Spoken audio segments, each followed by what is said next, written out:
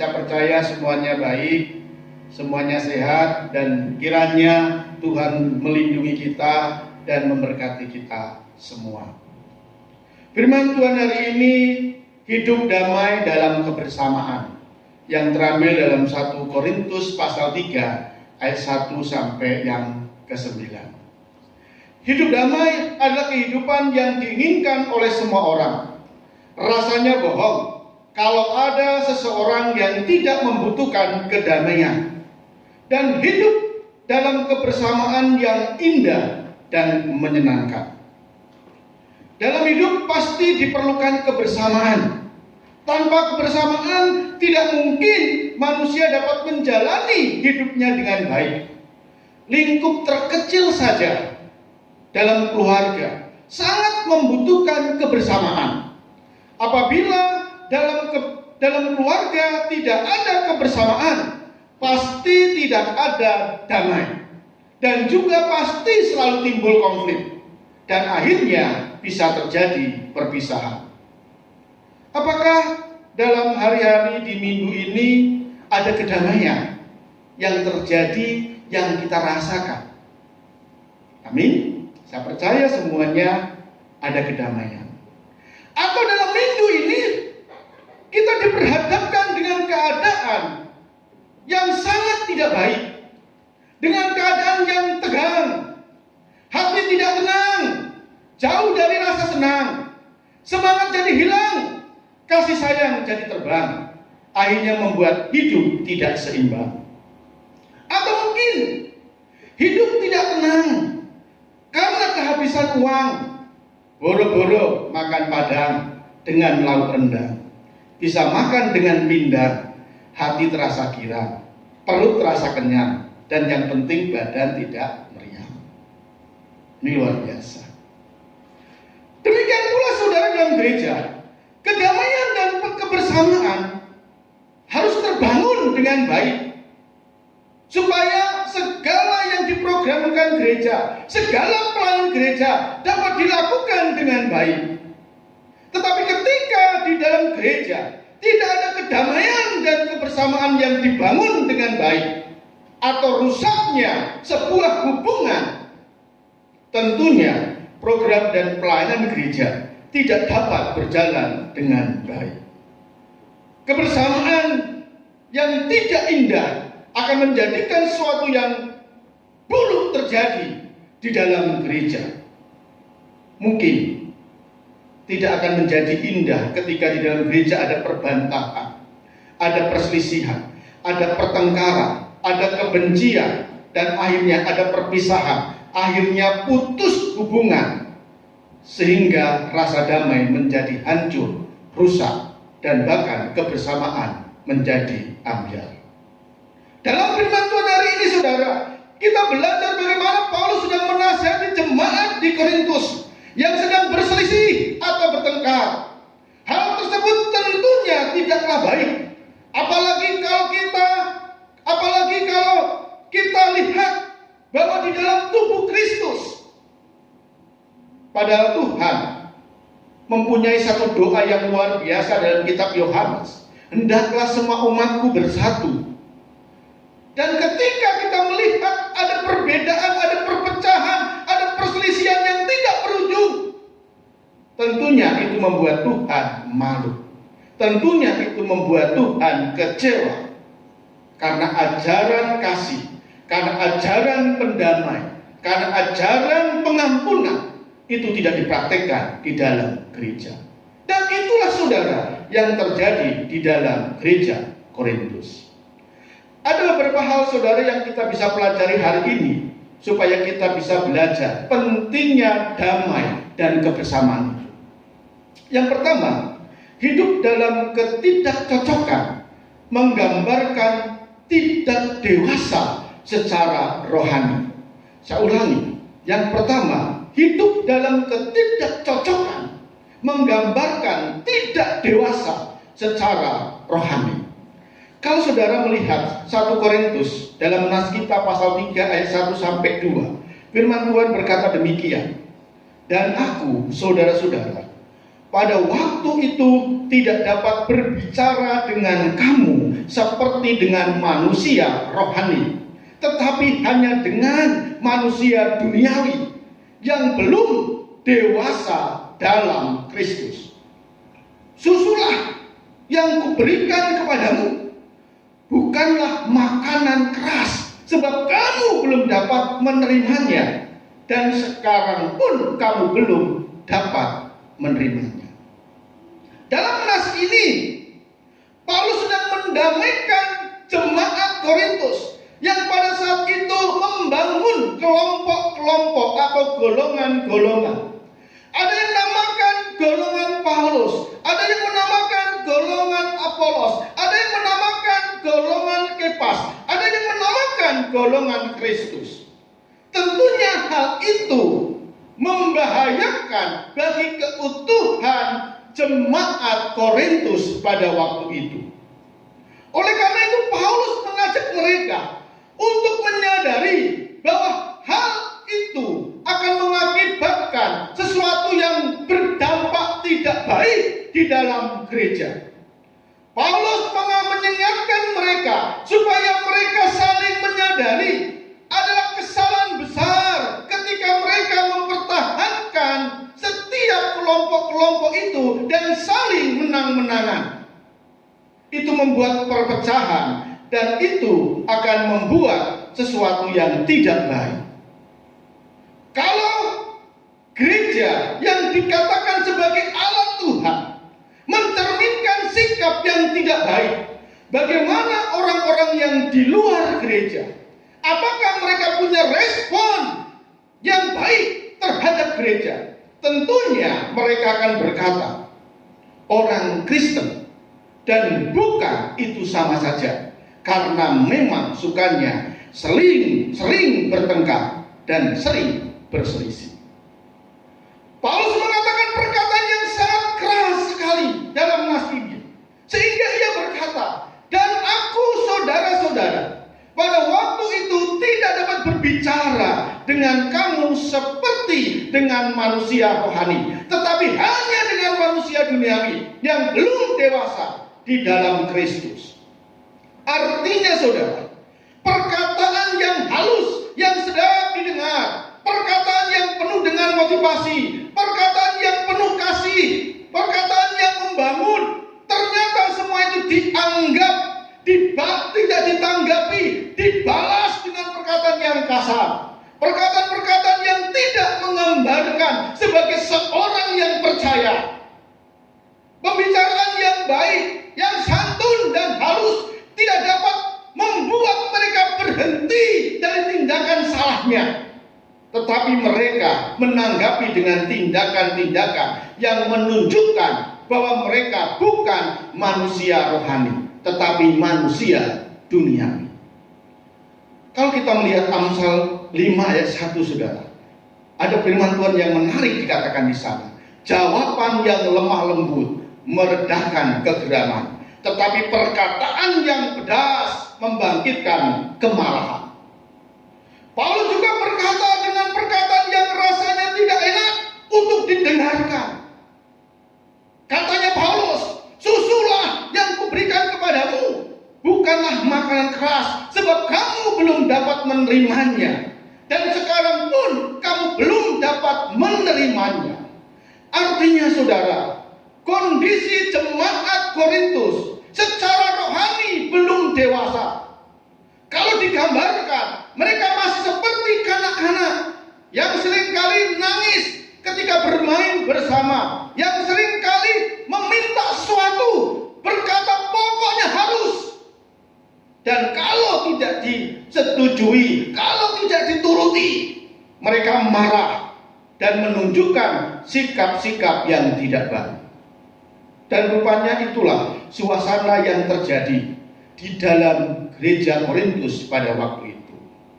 Perenungan buat kita semua bahwa gereja akan menjadi indah dan manis kalau di dalamnya ada kesukaan untuk selalu hidup damai, untuk hidup selalu dalam kebersamaan. Keluarga akan menjadi tempat yang menyenangkan. Bahkan rumahku adalah surgaku. Kalau di dalamnya penuh dengan kedamaian, bukan konflik, bukan berselisih, yang akhirnya saling bantah-membantah, saling emosional, dan saling maki-memaki. Dan saya percaya, keluarga di dalam keluarga itu tidak akan menjadi keluarga yang elok. Matius 5 ayat 9, begitu indah sekali apa yang diperintahkan Tuhan. Berbahagialah orang yang membawa damai, karena mereka akan disebut anak-anak Allah. Rupanya orang yang selalu bahagia, orang yang selalu bersukacita dalam hidupnya, ada orang yang selalu membawa damai, orang yang menyukai kedamaian, orang yang selalu menyukai kebersamaan. Dan orang tersebut digambarkan sebagai seorang yang dewasa secara rohani. Karena tidak menyukai kedamaian, tidak menyukai kebersamaan, itu bisa juga digambarkan orang yang tidak dewasa secara rohani. Rupanya, yang pertama, untuk kita bisa hidup damai, untuk kita bisa hidup dalam kebersamaan yang indah, yaitu hidup dalam kesehatian, bukan hidup dalam ketidakcocokan. Lalu yang kedua, saudara, ketika saya memperhatikan nas firman Tuhan hari ini, yang kedua, kedamaian adalah wujud nyata dari kedewasaan rohani. Kalau saudara melihat 1 Korintus 3 ayat 3, berkata begitu indah, karena kamu masih manusia duniawi, sebab jika di antara kamu ada iri hati dan perselisihan, bukankah hal itu menunjukkan bahwa kamu manusia duniawi dan bahwa kamu hidup secara manusiawi? Ketika kita membaca nas ini, saudara, kita sedang melihat, kita sedang menyaksikan sikap jemaat Korintus yang sedang iri hati dan berselisih. Atau kita sedang melihat suatu keadaan yang menunjukkan tidak adanya kesehatian, tidak adanya kebersamaan, tidak adanya damai di dalam gereja Korintus pada waktu itu. Namun yang kita saksikan suatu keadaan yang penuh dengan emosi, suasana yang panas, suasana yang penuh kemarahan, suasana di mana satu dengan yang lain saling menjatuhkan, menyalahkan, mencari-cari keburukan, dan saling membenarkan diri. Perasaan baik sudah mati. Segala sesuatu dihadapi dengan emosi, bertindak dengan tidak hati-hati, tidak berhenti menyakiti, senang dengan membenci, bertindak dengan seenaknya sendiri, dinasehati malah mengajak kelahi, disayangi malah membalas dengan mengkhianati, disenyumi malah melototi, diramai malah memarahi, didekati malah menjauhi. Akhirnya pepatah mengatakan, di jati bening makan lodeh, pening deh. Kalau kita menghadapi orang-orang yang seperti ini, pasti pening deh. Terkadang banyak orang tidak menyadari bahwa tindakannya menyebabkan rusaknya sebuah kedamaian dan rusaknya sebuah hubungan. Nas ini berkata sangat indah sekali, lembut tetapi sangat menusuk. Artinya terkadang tanpa sadar kita ini merasa suci, kita ini merasa benar. Apalagi ketika kita sudah tahu tentang banyak Alkitab, isi Alkitab, sudah lama melayani, sudah lama jadi orang Kristen. Tetapi pada kenyataannya, terkadang sadar tidak sadar, kita menimbulkan perselisihan, kita menimbulkan sesuatu yang tidak baik tanpa kita sadari. Ketika kita melihat dalam nas saat ini, memang suatu keadaan yang pasti kita tidak sukai. Siapa yang senang dengan berselisih? Saya percaya tidak ada yang senang. Siapa yang suka dengan pertengkaran? Pasti tidak ada yang senang. Siapa yang senang dengan saling menyakiti dan saling membenci? Saya percaya kita semua tidak menyukai itu. Hampir semua orang pasti berkata tidak menyukai perselisihan, tidak menyukai pertengkaran, tidak menyukai sakit penyakit menyakiti iri hati dan sebangsanya.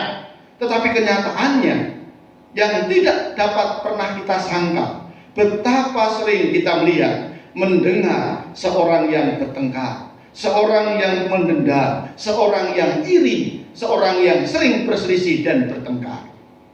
Rasanya kekudusan hanya pada hari Minggu di gereja, sedangkan hari-hari biasa tak layaknya hidup kita sama seperti orang-orang yang tidak pernah mengenal Allah.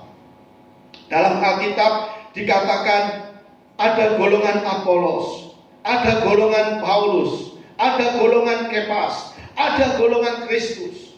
Mereka adalah orang-orang yang tahu Alkitab, mereka adalah orang-orang yang melayani, mereka adalah orang-orang yang suci. Tetapi ternyata kesuciannya tanpa sadar membuat cemar. Di mana mereka saling memenangkan diri masing-masing, di mana mereka saling membenarkan diri masing-masing, dan tidak ada sikap yang baik dalam diri mereka. Semakin kita rajin, semakin kita setia, bahkan terlibat dalam pelayanan, tentunya kita sebagai orang-orang yang percaya kepada Yesus, kita harus gampang untuk menjadi pembawa damai, mudah untuk mengampuni, dan bahkan selalu menciptakan suasana yang baik dimanapun kita berada, sehingga orang akan melihat betapa dewasanya hidup rohani kita. Dimanapun kita berada, selalu membawa kedamaian. Ada pilihan dalam kehidupan kita ini yang sering kali tiap hari harus kita pilih. Kalau kita korelasikan, kalau kita hubungkan dengan nasihat ini, apa yang kita pilih? Apakah kita akan memilih selalu berselisih, selalu iri hati, selalu bertengkar, saling menyalahkan, saling menyakiti, atau kita memilih bahwa saya adalah orang-orang yang membawa damai? Tentunya kita harus memilih bahwa kita adalah orang-orang yang selalu membawa damai. Keributan, kemarahan, mudah emosi, hal tersebut adalah gambaran di mana kita belum dewasa secara rohani. Dalam kitab Amsal 26 ayat 21 berkata, seperti arang untuk membara menyala dan kayu untuk api, demikianlah orang yang suka bertengkar untuk panasnya berbantahan. Amsal 19 ayat 19. Orang yang sangat cepat marah akan kena denda, karena jika engkau hendak menolongnya, engkau hanya menambah kemarahannya. Jadi orang yang marah susah untuk dikendalikan. Lalu yang ketiga, saudara, supaya kita bisa hidup damai dalam kebersamaan, yang ketiga adalah kedamaian akan terjadi kalau kita saling menyadari bahwa kita adalah kawan sekerja Allah. Dalam 1 Korintus pasal 3 ayat 9, firman Tuhan mengatakan, karena kamu adalah kawan sekerja Allah, kamu adalah ladang Allah, bangunan Allah. Dalam negeri ini terkadang kita sering melihat persaingan antar politik. Yang menjadi pertanyaan adalah siapa lawan mereka? Dia anak negeri sendiri. Siapa yang mereka jatuhkan? Dia anak negeri sendiri. Walaupun mereka semua tahu bahwa mereka punya tujuan yang sama untuk membangun negeri ini. Namun seringkali kita diperhadapkan, kenapa mereka harus ribut? Kenapa mereka harus menjatuhkan? Demikian pula juga, saudara, ketika kita melihat dalam jemaat Korintus, siapa lawan mereka? Ya, teman sepelayanan mereka sendiri. Siapa yang diuntungkan? Tidak ada. Apa tujuan mereka melayani? Sama-sama bertujuan untuk memuliakan Tuhan. Tetapi mengapa mereka harus ribut, bertengkar, berselisih, bersitegar, yang akhirnya bukan Tuhan yang dipermuliakan, tetapi malah dipermalukan? Apa yang sebenarnya inti persoalan yang mereka ributkan? Karena mereka ingin membangun kelompok-kelompok yang dapat berkuasa dan mulai mendewakan pemimpin-pemimpin mereka. Ada yang mendewakan Paulus, ada yang mendewakan Apolos, ada yang mendewakan Kepas, ada yang mendewakan Kristus sebagai golongan yang tertinggi menurut mereka. Mereka saling bersaing untuk memberikan ini yang terbaik adalah dari golonganku. Sehingga kalau kita melihat 1 Korintus pasal 1 ayat 13 berkata, adakah Kristus terbagi-bagi? Adakah Paulus disalibkan karena kamu?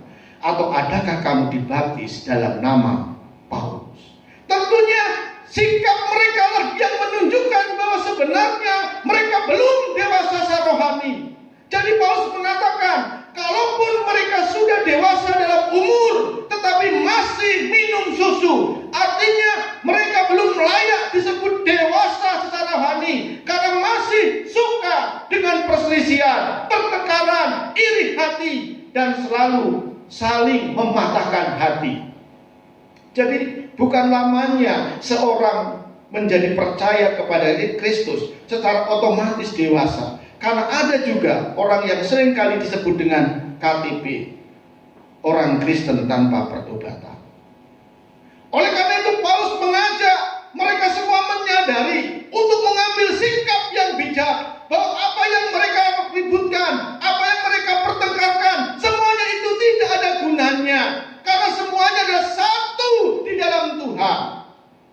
Sehingga 1 Korintus 1 ayat 5-7 berkata begitu indah, sebab di dalam Dia kamu telah menjadi kaya dalam segala hal, dalam segala macam perkataan, dalam segala macam pengetahuan, sesuai dengan kesaksian tentang Kristus yang telah diteguhkan di antara kamu.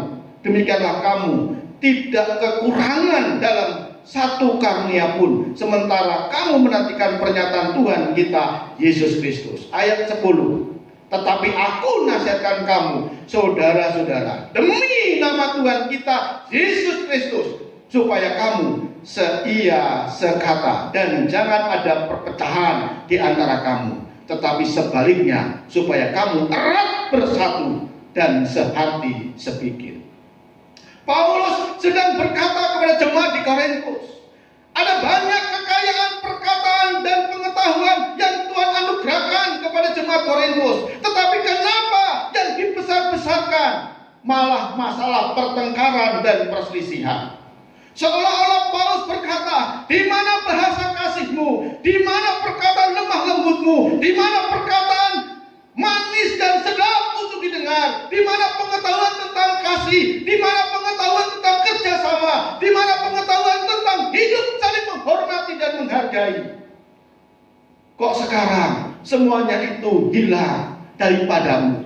Malah sekarang kamu memunculkan dan membesarkan pertengkaran, kebencian, iri hati dan sebagainya yang secara nyata tidak dianugerahkan Tuhan kepadamu. Adakah Allah menganugerahkan perselisihan? Adakah Allah menganugerahkan pertengkaran, iri hati, kebencian? Tentunya tidak.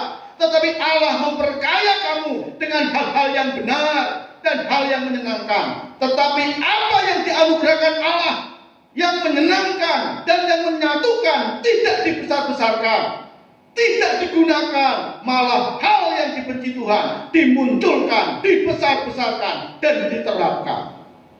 Oleh karena itu Paulus mengembalikan mereka untuk menyadari pada level yang awal, di mana mereka sudah menjadi dewasa secara rohani. Sehingga Paulus berkata, demi Tuhan kita Yesus Kristus, supaya kamu seia sekata dan jangan ada perpecahan di antara kamu, tetapi sebaliknya supaya kamu erat bersatu dan sehati sepikir. Kalau kita kembali dalam nas kita, sangat jelas sikap mereka, kondisi jemaat Korintus pada waktu itu belum menunjukkan kedewasaan, karena mereka masing-masing masih memenangkan setiap golongan mereka sendiri-sendiri. Oleh karena itu saudara, ketika saya melihat firman Tuhan hari ini, Paulus membawa kita, membawa jemaat Korintus kepada level untuk saling menyadari, membawa kepada level yang paling merendahkan diri, sehingga bisa menemukan satu kesadaran bahwa Tuhan menciptakan kedamaian. Apalah gunanya, apalah arti kita kita mengerjakan tugas pelayanan, kalau tidak ada kedamaian, kalau masih ada perselisihan, rupanya itu tidak disukai oleh Tuhan. Dan Paulus mengatakan bahwa kita adalah kawan sekerja Allah. Kalau kita seringkali melihat bis saja berkata, sesama bis jangan saling mendahului. Demikian pula seharusnya kedamaian akan terjadi di dalam gereja. Di dalam gereja di mana kita melayani, disitulah yang dianjurkan oleh Paulus, supaya gereja di Korintus itu penuh dengan damai. Karena Paulus mengatakan bahwa kita adalah kawan sekerja Allah. Jadi apakah Apolos? 1 Korintus 3, 5 ayat 7. Jadi apakah Apolos, apakah Paulus, pelayan-pelayan Tuhan yang oleh kamu menjadi percaya, masing-masing menurut jalan yang diberikan kepadanya. Aku menanam, Apolos menyiram, tetapi Allah memberikan pertumbuhan. Karena itu, yang penting bukanlah yang menanam atau yang menyiram, melainkan Allah yang memberikan pertumbuhan. Kehebatan apapun yang kita capai dalam pelayanan, bukan nama kita yang diunggulkan, tetapi nama Tuhan. Kalaupun kita dapat melayani dengan baik, itu semua kan anugerah. Oleh karena itu, jangan ikuti apa yang dilakukan oleh jemaat Korintus. Mereka sangat ngefans kepada Kepas, mereka sangat ngefans kepada Paulus dan sebagainya, sehingga mereka terkotak-kotak. Tetapi apa yang kita lakukan untuk Tuhan? Mereka adalah hamba-hamba Tuhan yang olehnya setiap jemaat di Korintus menjadi dewasa karena firman-Nya. Mereka adalah kawan sekerja. Dan ketika kita bisa memberikan hidup kita bahwa kita kawan sekerja Allah, begitu indahnya. Gereja akan mengalami satu kemajuan yang luar biasa. Kebersamaan akan menjadi indah kalau kita semua berkata, kita kawan sekerja Allah. Ketika kita menyadari bahwa kita semua kawan sekerja Allah, seharusnya kita saling mendukung dan bukan saling bersaing untuk mencari nama. Ketika kita semua menyadari bahwa kita kawan sekerja Allah, pasti kita menyadari kesalahan seseorang adalah kesalahan bersama. Dan yang paling indah, kita tidak akan mencari kesalahan, kita akan mencari hal-hal yang jelek kepada orang lain, tetapi kita akan melihat orang lain sungguh indah di mata Tuhan, seperti Tuhan menghargai kita semua. Jadi saudara, ada 3 hal yang bisa kita lihat pada saat hari ini untuk kita bisa hidup di dalam kedamaian. Hidup damai dalam kebersamaan, ketika kita hidup dengan cocok satu dengan yang lain. Lalu yang kedua, kedamaian adalah wujud nyata dari kedewasaan rohani. Lalu yang ketiga, kedewasaan atau kedamaian akan terjadi kalau kita menyadari bahwa kita adalah kawan sekerja Allah. Inilah berita firman Tuhan yang kita bisa renungkan pada saat hari ini. Tuhan memberkati kita semua. Mari saudara,